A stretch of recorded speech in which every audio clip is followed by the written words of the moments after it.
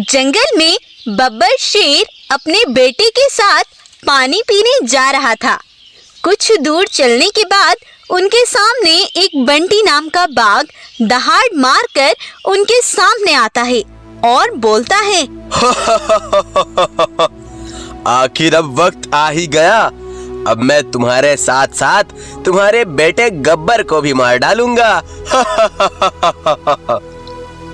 सुनो बेटा गब्बर, तुम यहाँ से भाग जाओ, जाओ जल्दी, रुकना मत।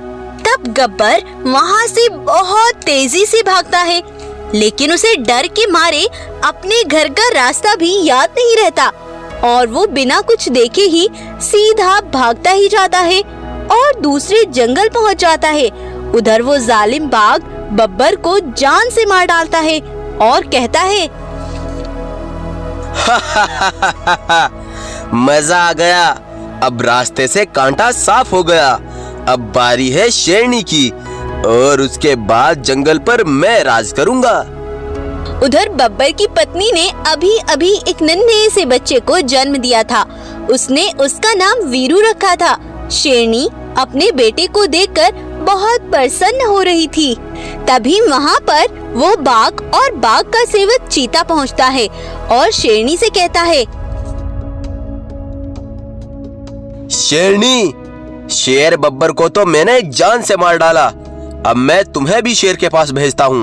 इतना बोलकर बाघ शेरनी पर भी हमला कर देता है और उसे भी जान से मार डालता है। तब बाघ का सेवक चीता बोलता है, महाराज, हमने शेर शेरनी को तो मार डाला, लेकिन इस बच्चे का क्या होगा? मैंने इसके माता पिता को मार डाला, लेकिन इसे कुछ नहीं पता, इसलिए मैं इसे पालूंगा, क्योंकि मेरे बुढ़ापे में ये मेरी रक्षा करेगा।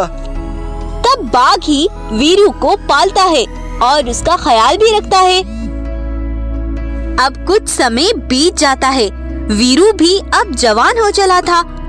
वो ही जानवरों का शिकार करता और उनको मारकर बाघ को खिलाता।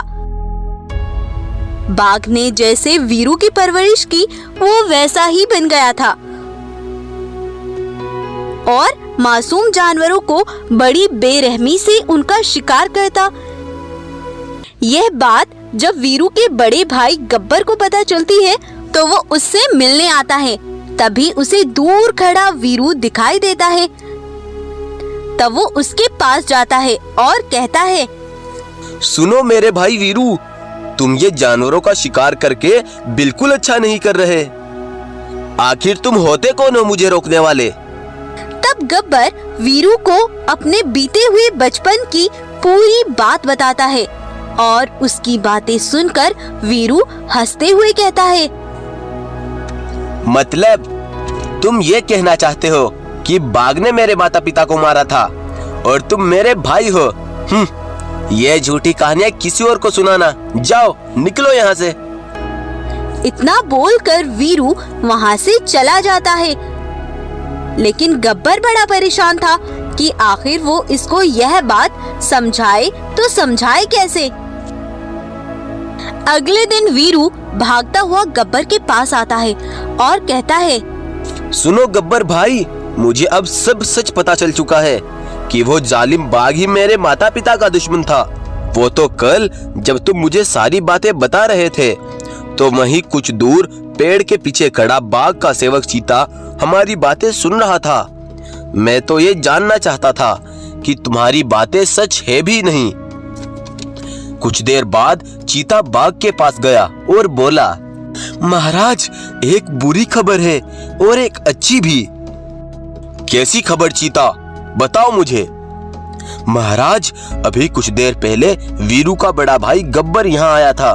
उसने वीरू को पूरी सच्चाई बता दी, लेकिन अच्छी खबर यह है कि वीरू ने उसकी बातों पर बिल्कुल विश्वास नहीं किया और उसने उसे जंगल से निकलने को कहा। भगवान का शुक्र है कि उसने उसकी बातों पर विश्वास नहीं किया। मैंने उनकी ये सारी बातें सुनी और मुझे यकीन हो गया कि उस बाघ ने ही मेरे माता पिता को मारा। आओ भाई, उसे मिलकर सबक सिखाएं।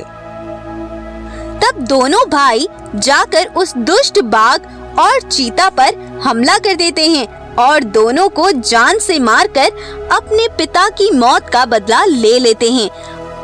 और उसके बाद से दोनों भाई अपने जंगल में खुशी खुशी रहने लगते हैं।